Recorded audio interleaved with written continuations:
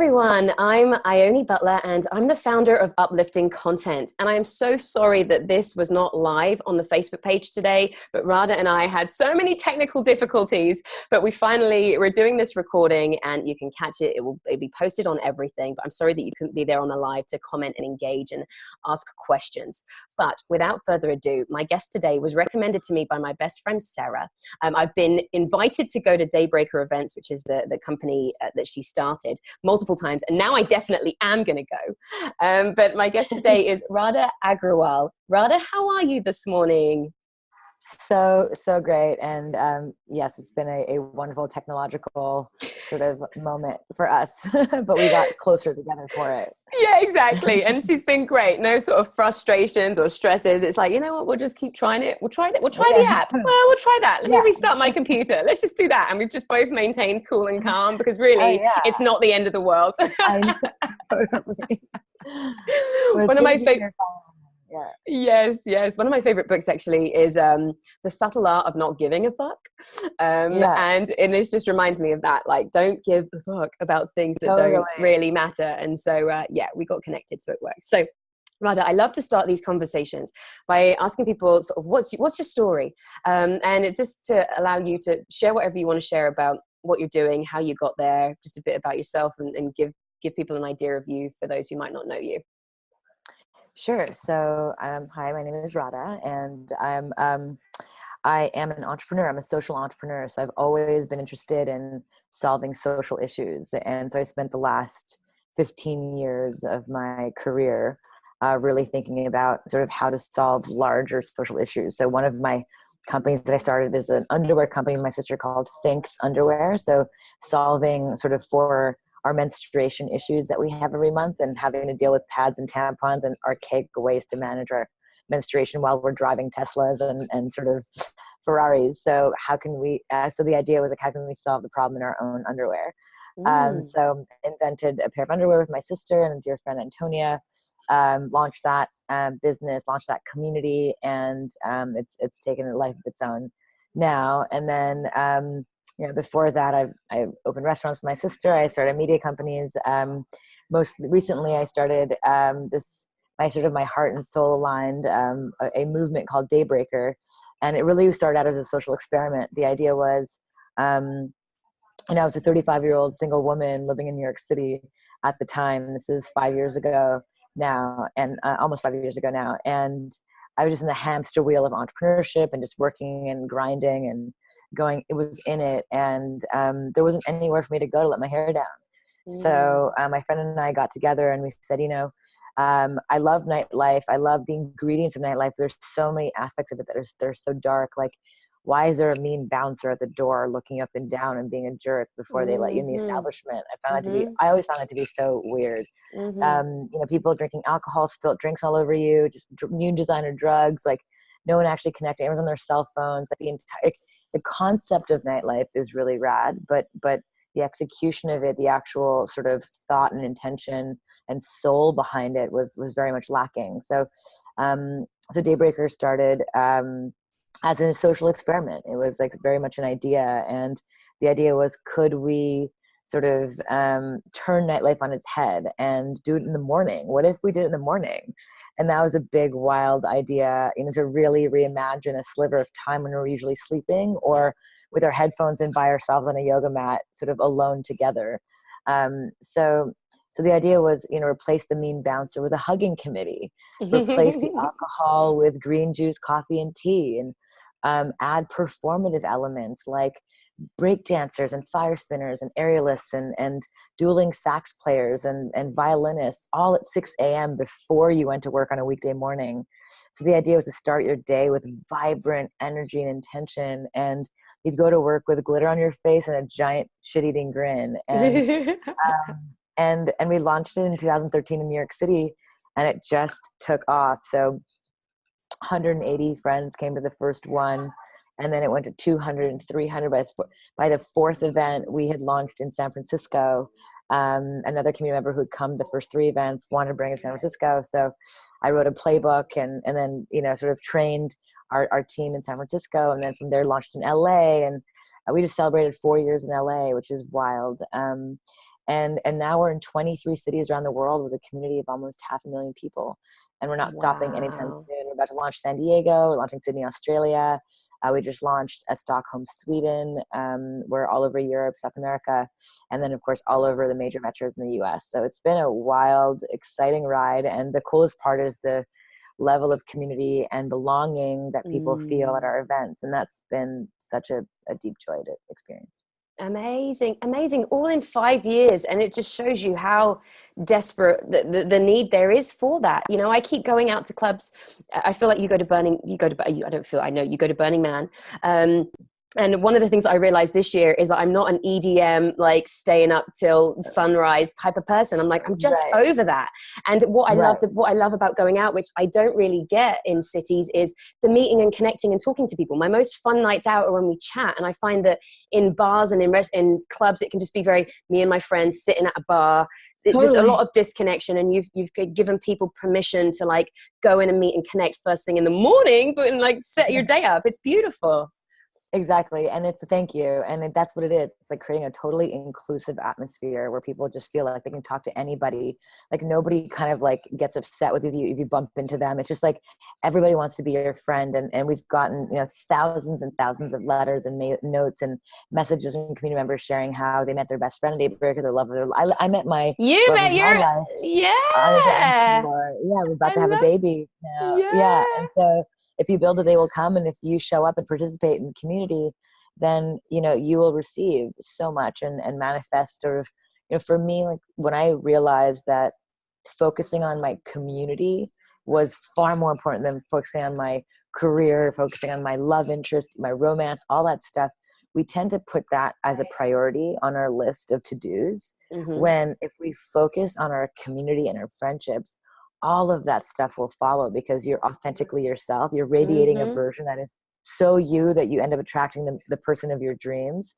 You end up attracting the kind of the professional career that you dream of as well, because you're just radiating so much of the authentic you, and you feel so safe in that sort of feeling. And I think America especially celebrates rugged individualism, going against the grain, sort of Me. rise and grind, like grinding your butt off and just like work, work, or me, or love, sex. But like really, if we just focused on personal relationships, which Harvard came out with a 75-year study that shared that the single most important thing we can do in our lives is to nurture meaningful relationships. That's it. And if we do that, we lead a happy, healthy life. Yeah. And live longer, I think, as well.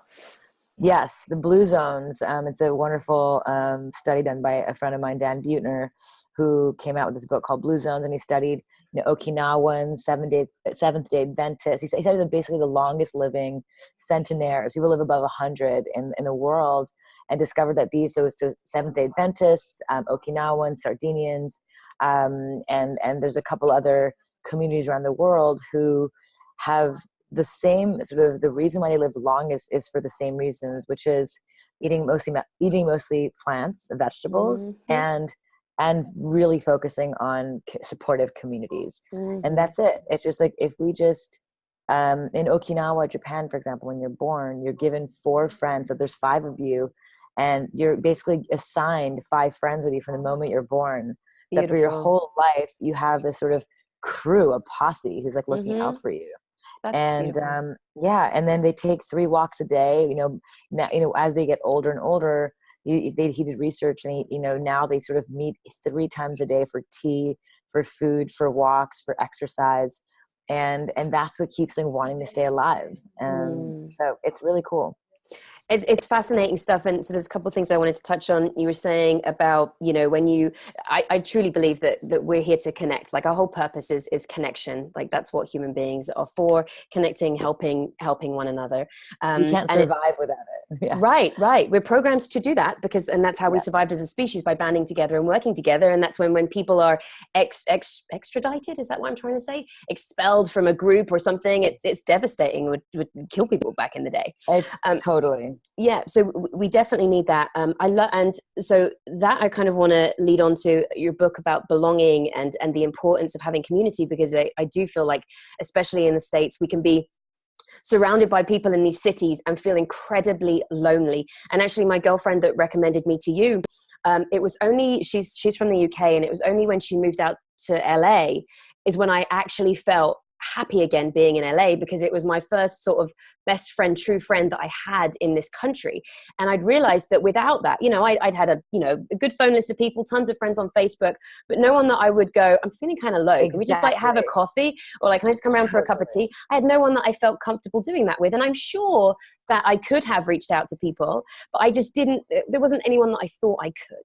And so it's just so important that we have these meaningful relationships that are more than just, oh yeah, let's hang out sometime. So who do you go out with on a Saturday night? Who are those people? Exactly.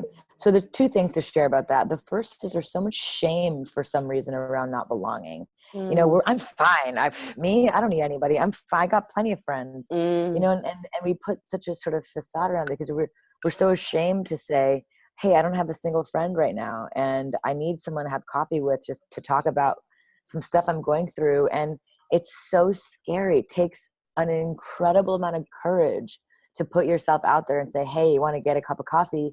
And the thing is, so often if we get rejected once, we never go back to that person because we think they don't like us or we feel rejected, when that person might have just been busy that day and they totally want to hang out with you.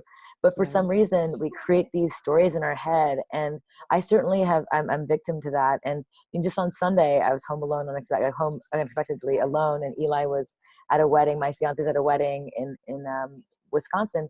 And I could have just sat at home and been like, I'm going to call today. But and like be sort of too cool for school.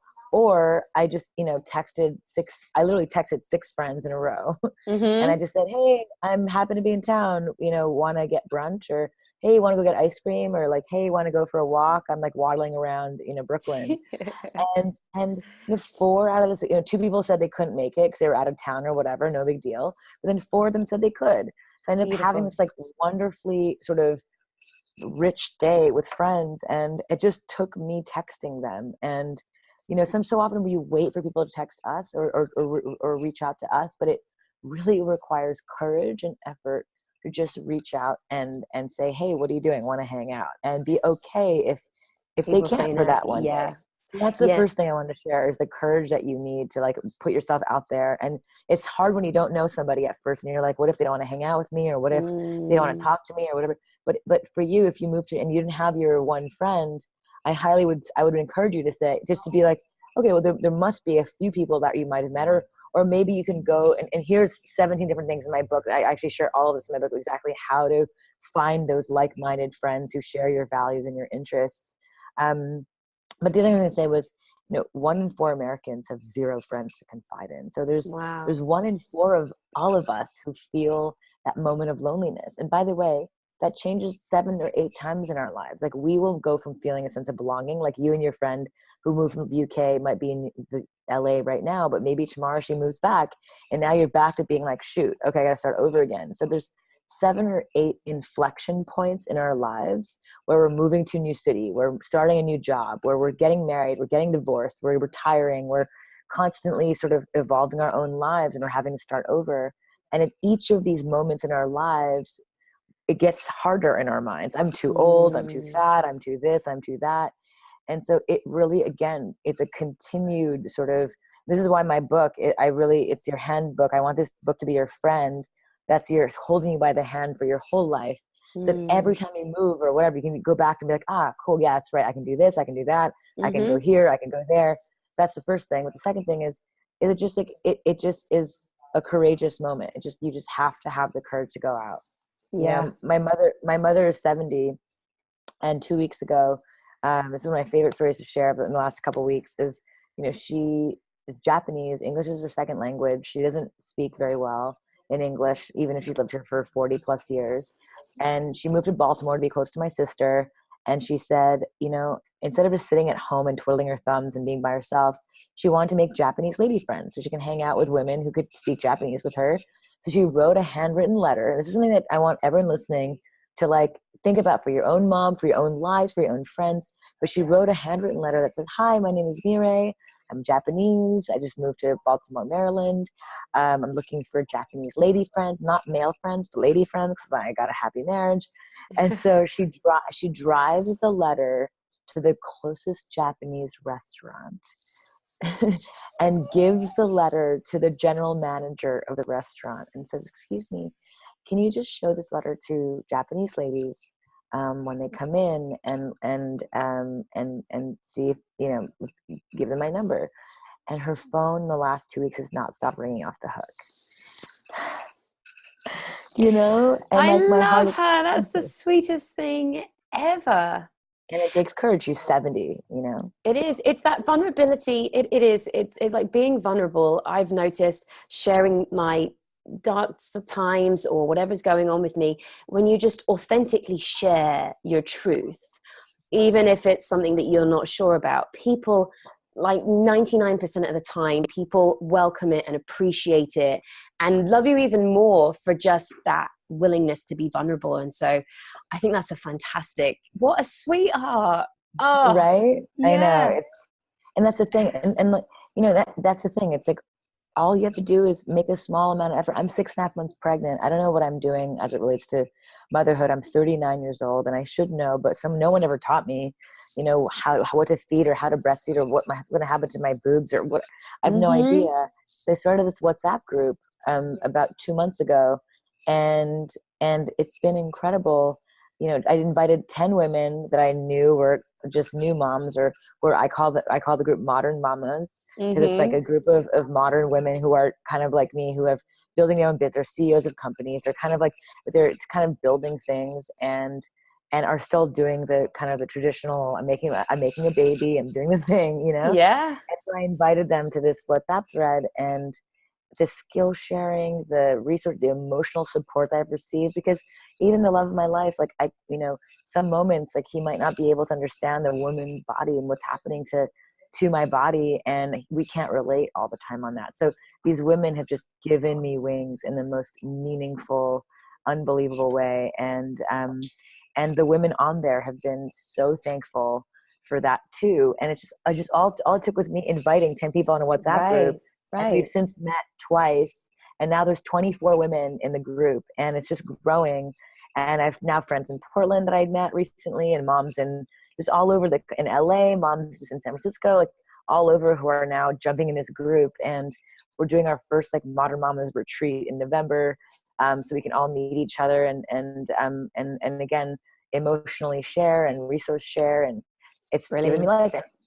So like these are the kinds of things that we can do so easily, and yet these all 24 women were like, I can't believe I didn't think to start it, or I didn't, I can't believe I could have anybody could have done it. I just was the one who was like, well, it does seem like you're great at bringing people together and organizing events and doing stuff. And some might say, well, I'm just going from what I'm getting from you is that you're good with people and can do that. So, and I'm sure this is covered in the book, but for somebody who doesn't feel as confident, doesn't have a group of friends, and is kind of just hearing this and going, yeah, that's great, but who do I add to the group? What are a couple of suggestions that you have maybe that are in the book? Totally. So step one is, first of all, the first half of my book is actually an internal exploration of getting gooey with yourself. I call it gentle self-awareness, because awareness can be pretty harsh sometimes. Like, sir, are you aware of how fast you're going in the lane? Like awareness can be very, very harsh. But if you can just go into yourself with a gentle self-awareness and just say, okay, like, let me get to know, like, let me get mushy with myself for like, a couple weeks or for the rest of my life. But like right now, as I'm going through this journey of discovering who my community is, let me get to know who I am first, because we're so quick to look outside of ourselves. Anybody, like I'll be friends with whoever, but without actually asking ourselves, what are my personal values? Like, what do I care about? What am I interested in? Like, have I sat down and been like, wait a minute, like I love acting, I love hiking, I love the outdoors in LA, I love the beach, whatever. What are all the things that you're interested in? I love festivals. I love entrepreneurship. What are all the things? I like literally wrote down. I have all these extras I created for myself that I put in the book that changed my life. But it just starts with this sort of a journey of like getting to know who you are. Also, I plotted out, the first exercise I have you do is plot out your history. Where are you from? where did you grow up? What neighborhood you come from? Who'd you hang out with? Who kept you safe? When were you feeling most fist pumping to life? When were you, feeling most like someone had your back, Like these are the moments in life to sort of, and when were you feeling most alone? When were you running away from life? When were you, right? So there's so many moments along our journey that we just kind of bury, that if we just kind of brought them to the surface, like, cool, I was happiest in my childhood because I was in the same house with the same family, the same community for 20 years or 18 years. And then I was the loneliest in my 20s because I moved 11 times in my 20s. And so in those moves, I was unrooted. I was like uprooted and unmoored. And I just felt sort of like I didn't have my people. And so just that kind of historical gentle awareness of where you came from, then awareness of what you value, what you're good at, all these little exercises that I take you through, you kind of get a much clearer picture of who you are as a person, what you want today, because that's going to change in 10 years. That's going to change in 5 years. So every few years you want to reevaluate, what kind of friend you want. Maybe this year you're into partying, but next year you want to connect with friends who are really just like grounded in meditation and mindfulness and self-work and also. So it's going to change as you change. And it's just a constant evaluation process. So the first half talks about that. And the second half is, so if you don't have anybody, you move to a new city, you don't have anybody, or you're sick of your friends, they're all talking sort of poorly about one another behind their backs and you're just sick of it, or competitive, or that's what happened to me in my 20s, a lot of competition and envy, and it was weird. And then, so in my 30s, I was very focused on, okay, what do I care about? What type of person, do I want to hang out with? And then I just plotted out, and I call it your 4 stages of community in my book. It's the first chapter in the second half of my book, and it takes you through an exploratory phase. So once you know who you are, get good with yourself, self-awareness, intention, energy, get to know who, then you're ready to, find and explore. And I started all over at 30. I was brand new, like really like out of the womb again. And I found, and I explored festivals. I explored entrepreneurship summits. I explored different sort of interests that I had. Like I joined a choir, I joined a bunch of soccer teams, I played soccer, so I did a bunch of different things, and throughout all of those different explorations, courageous exploration, but again, doesn't require too much emotional impact. You're just kind of checking things out. Right. Then from there, I was like, oh, cool. Festivals are totally my jam. Entrepreneurship are totally my jam. I found some really like-minded friends there. And then from there, you go from exploratory to participatory. So you jump in from exploration to then participation, which is where you actually experience the sense of belonging in communities when you actually participate. You're not just taking, but you're giving well, right? Like we're happiest in service of others. That's actually true for a reason. So then that's really what it is. So from there, I went from no belonging, didn't know anyone, I just was really sad, whatever, to exploring courageously, to then finding these amazing communities to then participate in. Then I started supporting with, I did community events. I started hosting dinners. I started, giving my time and volunteering and just different things to just get my hands dirty. And from there, I made dear friends one at a time. And now I have this thriving community in New York of like hundreds of people, and of which probably like 8 or 10 are like some of my dearest friends, and maybe even 20, really close friends with whom I can call and be like, I'm in trouble, come get me, whatever. Is Max Stossel one of them? Yes. I interviewed him. I haven't met him in person, but what a lovely man too. I saw you on your Instagram.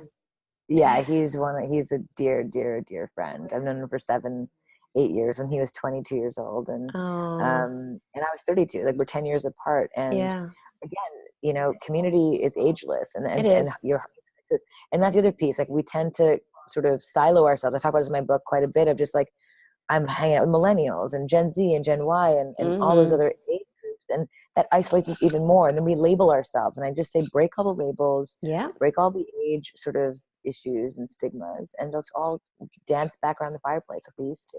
That sounds fun. Would you just mind flipping your hair to that side? Because I keep it, because the rustling, I think it's from your beautiful hair. Oh yeah, there you Yeah, go. that's All perfect. right, That's perfect. cool. Sweet. Amazing. So I think this book is fantastic. I get asked a lot on the Facebook lives we do, how do I make friends? How do I do that? And a lot of the things you mentioned are definitely things that I've talked about. And so I think this is a fantastic book to sort of bring all that together. And it sounds like there's lots of practical exercises too. So I think this is brilliant for anyone and also a really lovely gift to give to people too, of just like anyone that's just moved or, just That's starting a new it. job or That's what I something. want. Yeah, That's like my dream. It's like you buy one for yourself and you gift one to somebody who needs it. So whether it's that's your friend or parent or somebody, and like what's fun about it is you can actually put their picture in the doorway. oh, And that's adorable. I put my fiance's photo in like the doorway, and you can just give that as a little gift to your That's friend as fantastic. well. So I yeah, love it. I love it. So just after we were like faffing around with all our technical stuff, we were talking about just you have a lot going on. Not only is there a baby coming, but there's been like sisters' weddings and you getting yeah. proposed to a Burning Man and businesses and companies. Like, so how do you do that? You know, what I learned a long time ago actually is it's obviously I have lots of ideas, and I somehow, I've been given that gift of just like, okay, looking at problems and coming up with solutions for them, and being very thoughtful and practical about what this. So underwear, let's come up with underwear that you can, or Hmm. Daybreaker, let's solve the nightlife issue and create something that is really truly inclusive in the morning. So the things that I'm really interested in are very much sort of a problem that we're solving for ourselves, right? But then, the key of all of it, and I've made a million mistakes, is building the team around you. So, Hmm. if I'm launching a new business in November as a sister company to Daybreaker. It's called Live It Up.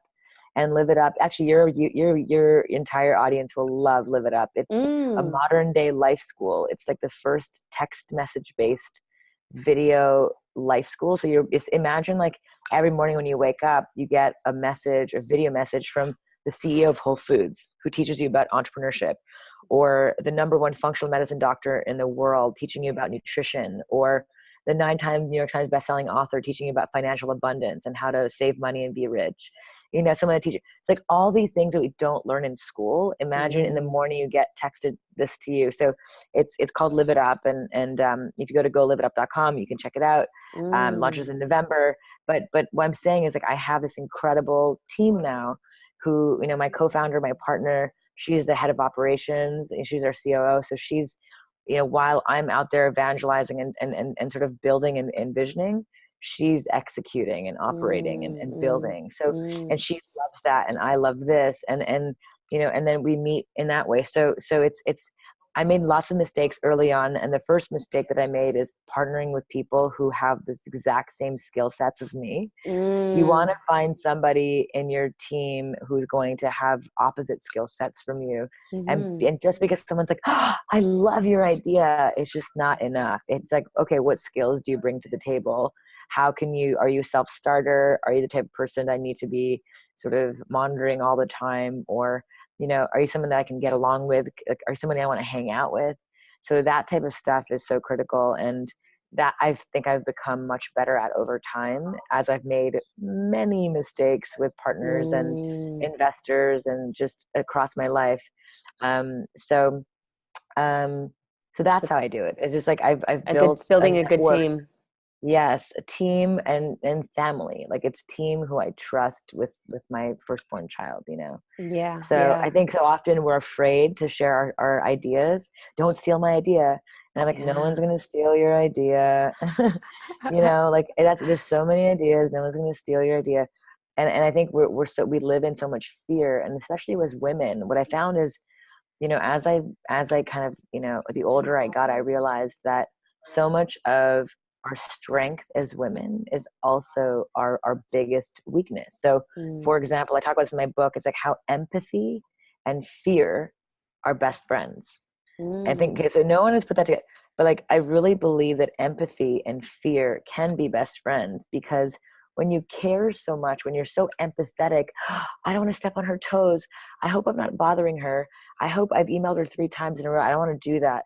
Our empathy as women stop us from actually Mhm. creating, stop us from Mhm. achieving, stop us from going after our dreams, because we care so much about what other people feel and think. Right. Whereas men are like, I don't give a shit. I'm just going to go after it. And, and they're fearless. So I think our superpower is when we can actually understand and connect the dots between, we can be fearless and empathetic. And once we understand those two together as a unit, forget it. Like, we take over the world, And I think that's really the biggest piece of our double-edged sword, that we need to reconcile immediately. Agreed. Empathy is a funny one because I'd never thought of it in that way, just sort of being fearful so much through worrying about what people are feeling and thinking. Also, I find that it's emotionally draining and debilitating too, if you're really worried about stuff and feeling to the extent where you're crippling yourself.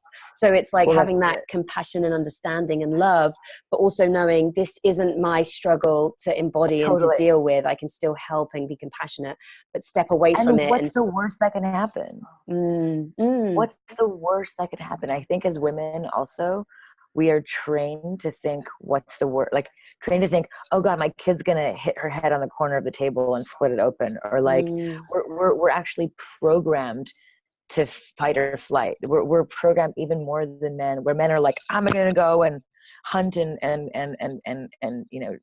find the wild boar. Whereas we're like, let's make sure the babies are safe, and let's like make sure that everyone's happy. And so we are naturally, naturally more fearful, and it's up to us to conquer that. Yeah. Wowza. Well, I am super excited. There's a Daybreaker, I think, in LA on the 25th of October. So I was already messaging some friends about that. Are you at the events, or you have other people just run them now? Oh, you'll be there? So, the 25th, actually, yes, I will be there. Oh, wow, that's going to say I think I will be there.